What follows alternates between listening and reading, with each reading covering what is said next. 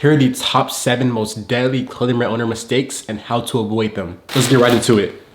So for you guys who do not know, my name is Cali the Kid. I have been running Grail Locker for the past 4 years now, and I have scaled that business to over 7 figures in sales. Yes, you heard me correctly. I'm currently 19 years old. I just recently graduated high school, and I drive my dream car, which is a 1,000 horsepower Hellcat Red Eye, and we are currently on the journey to buy a Porsche 911 GT3 RS 991.2. I have been able to grow my brand page to over 150K followers and also 50K followers on TikTok as well. So I kind of know what I'm talking about. And since I've been in the game for so long, I've seen so many clothing brands come and go. So if you want your brand to last, to stand the test of time, I highly recommend you watch this video and take notes. A lot of you guys like to watch my videos and not take any notes. It does not put any action behind it. The reason I make these videos is for you guys to take notes, take action, and improve. Let's get into the first deadly mistake. Okay, so as you can see, I'm holding 2 t-shirts and then also I'm wearing this hoodie. These are all a part of my new drop. So if you want to go shop, it's graillocker.com, first link in bio, and also I'll put it on screen right here. The first mistake is launching with no hype.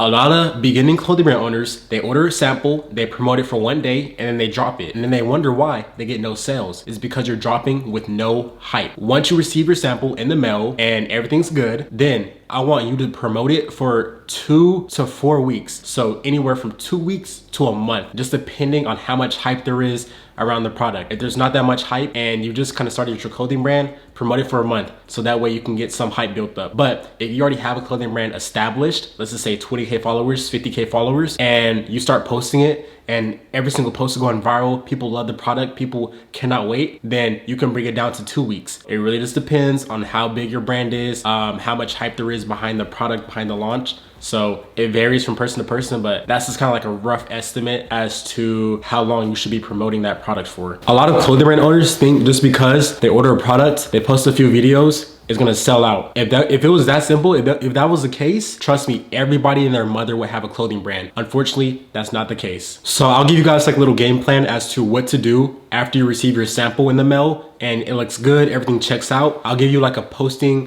game plan basically. So as far as organic content, you need to have a TikTok account and of course Instagram account. And on both of those accounts, I want you to be posting 3 to 4 videos per day. Now, this depends on how big your brand size is, what is your content strategy. It varies, okay? It varies. If your brand is already established, then you can get away with posting like 2 videos a day, 1 video per day, right? It all depends on what your brand is. Not everybody's brand is the same. Some brands thrive off posting a lot more content. Some brands thrive off being exclusive and posting 1 video, let's just say. So it really just depends on how your brand is, but I say the golden rule is, let's just say 2 to 3 videos per day, right? So you should be posting 2 to 3 TikToks and also 2 to 3 videos on your Instagram. Now, as far as feed posts, you should be posting every day or every other day. So let's say you have a 3-piece collection like me, right? The 2 t-shirts and my hoodie. What I would do is every single day post 1 product. So I'll post a hoodie on Monday, I'll post 1 t-shirt on Tuesday, 1 t-shirt on Wednesday, and then let's just say my drop was Friday. Then I'll post like a model picture on Thursday, right? Modeling all the products. And then on Friday, I'll post it with the white background saying, let's just say out now, boom, graillocker.com, right? So that's just kind of like a simple game plan as to what you can do. So that's kind of like the organic way. And then also you should be posting on your stories consistently saying, hey, new drop today, new drop tomorrow, new drop in 2 weeks, sign up for early access and put your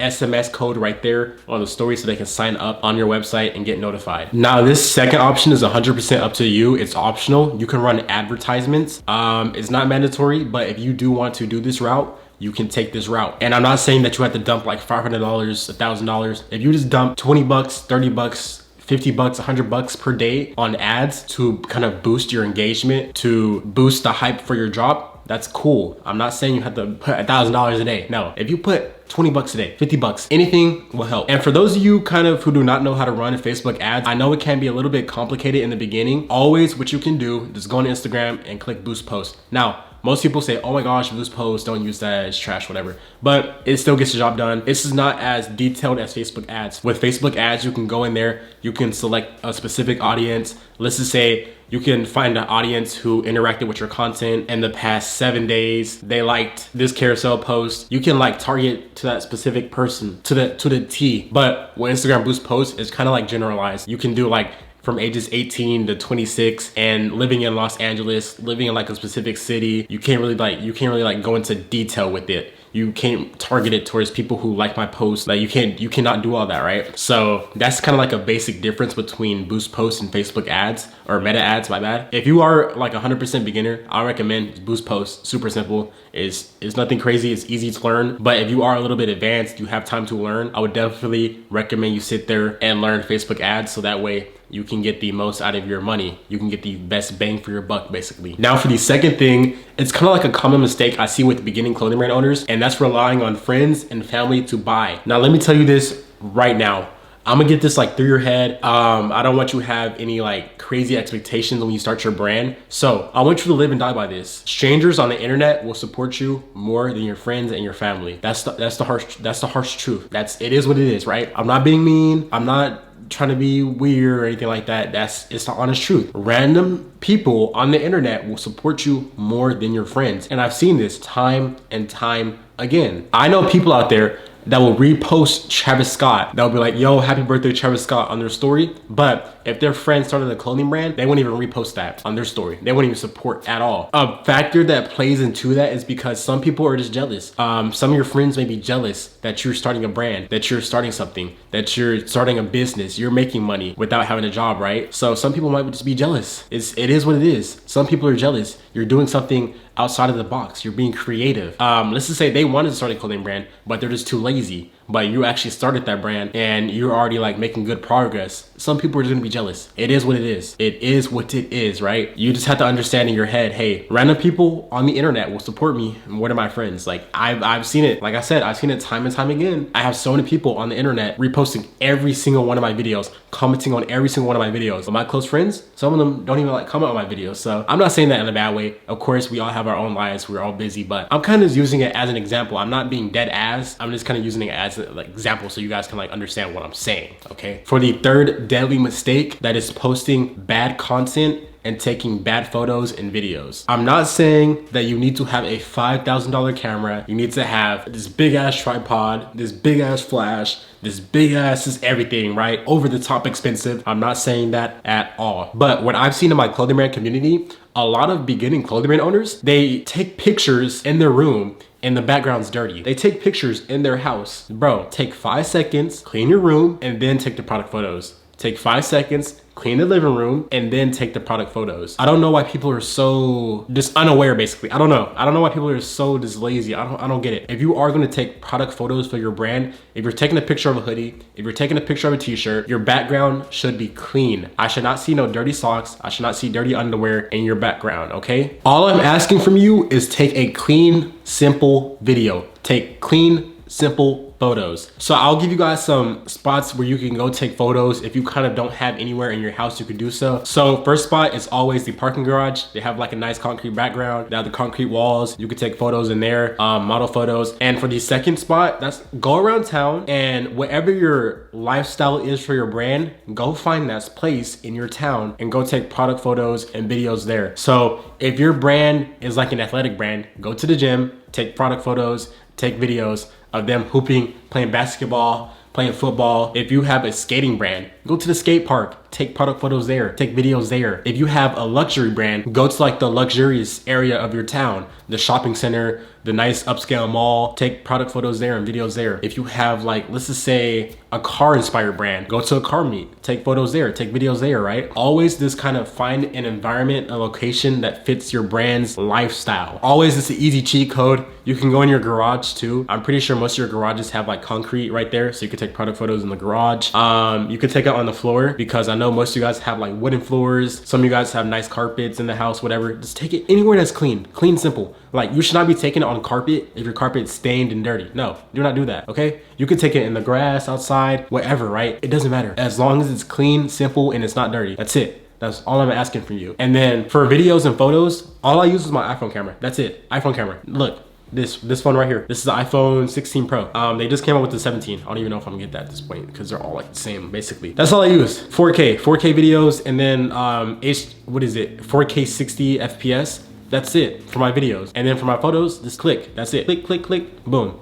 And then upload. Nothing crazy. I don't have an iPhone 24, 8,000 gigabytes, ultra 4K, like, no, it's iPhone 16. That's it. I know a ton of people who still have iPhone 14s, iPhone 12s. It doesn't matter. Their content's still going viral. Clean aesthetic, nothing crazy. I know everybody watching this video has an iPhone. Lock in. That's it. Just lock in, okay? I'm tired of the excuses. And I'll put some examples on screen right here so you can kind of get an idea as to how your product photos should look. Like I said, nothing crazy. Just snap, snap, snap, upload, post. Super simple. Nothing, it's not rocket science. And for the love of everything, when you guys go outside to go get content, take 2 seconds and go like this.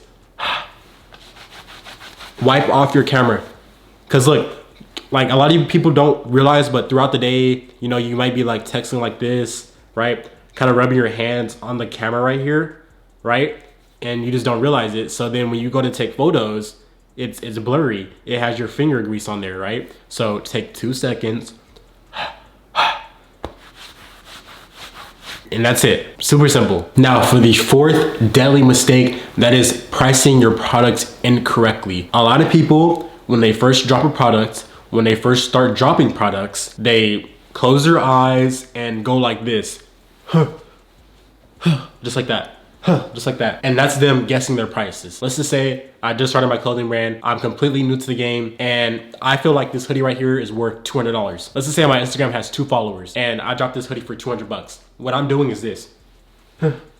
Hoping I get a customer. Come on, somebody buy it, somebody buy it, somebody buy it. Please, please, please, somebody buy it. Just like that. Whole time the customer maybe right here, right? And I'm going like this. You get what I'm trying to say, right? So I'll give you guys a basic way as to how to understand how to price your product, okay? If you were like a beginning brand, you're not that big, you should not be charging $200 for a hoodie. Because in the beginning, what I say in every single one of my videos is you must bite the bullet and you must take a hit and profit. So that way you can build your audience, you can build your customer base, you can build those reviews, right? You know, you may not be getting your ideal kind of profit margin on every single product, but as long as you're selling out, getting those good reviews, getting those customers that want to come back to your brand, that's good. Because it's all a long run game, basically. A lot of people, when they first start a clothing brand, they wanna make 10K their first drop. They wanna make 100K their first drop. I'm not blaming you, but in the beginning, you must take a hit. You must take one for the team. Let's just say you paid $50 per hoodie, right? You may have to sell it for like 70, 65-ish, right? I know that might not be ideal for you, but once you build your brand, you build that audience, you build that loyal fan base that will buy anything you produce, then that's when you can start charging $100,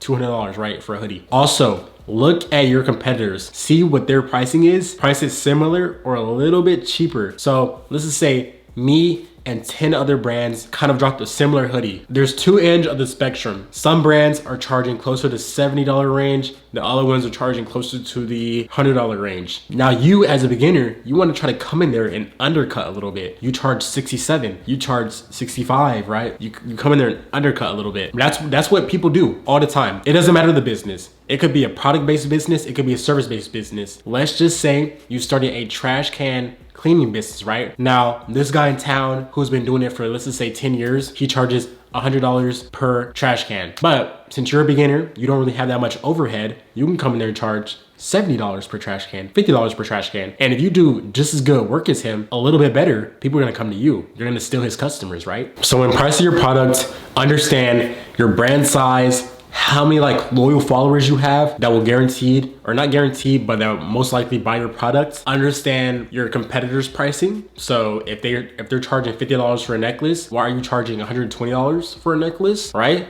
So just understand that. Understand your profit target. Now, the golden rule is to try to charge like double of what you paid. So if I paid $50 to get this hoodie made, I would want to charge like closer to the $100 mark. Or sometimes it could be 3x, so 150. That's a little bit crazy, I'm not gonna lie. But your goal is to always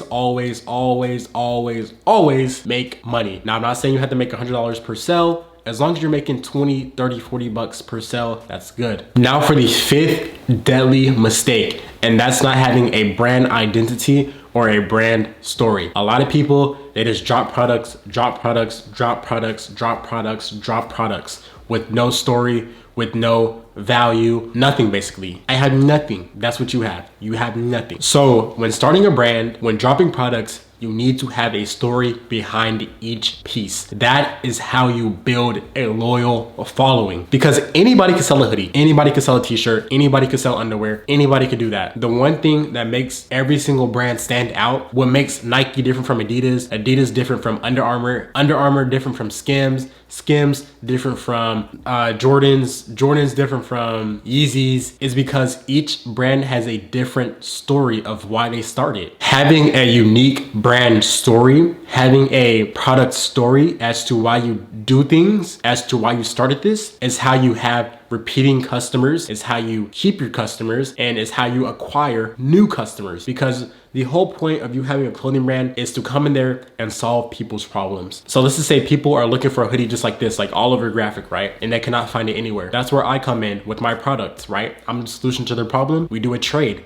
They give me money, I give them the solution to their problem. It's that simple. I cannot tell you what your brand's story is, what your brand's origin is. Why did you create your brand? Everybody's different. Your homework from me is to sit down tonight, sit down right now, write down, why did I start this brand? What is my unique story? What makes me different from all the other clothing brands out there, right?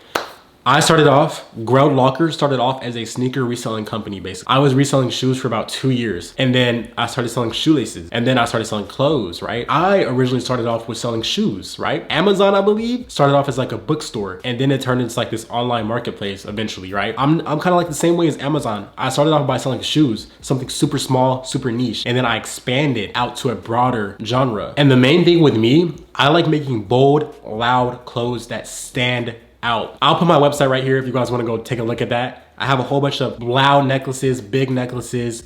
I have this all over hoodie that I'm dropping actually today at 12. I have a rhinestone hoodie, have 2 rhinestone hoodies, a rhinestone outfit. I like making bold pieces that stand out. As you could tell by my Hellcat, which I'll put on screen right here, it has this crazy ass wrap on there. That's just me as a person. That's why I do this brand stuff, because I want to make my own pieces that speak to people who like to wear loud, bright, crazy colors all over rhinestones, right? So that's why I do it. Now, why do you do it? Why did you drop that hoodie? Why did you start that brand? Why?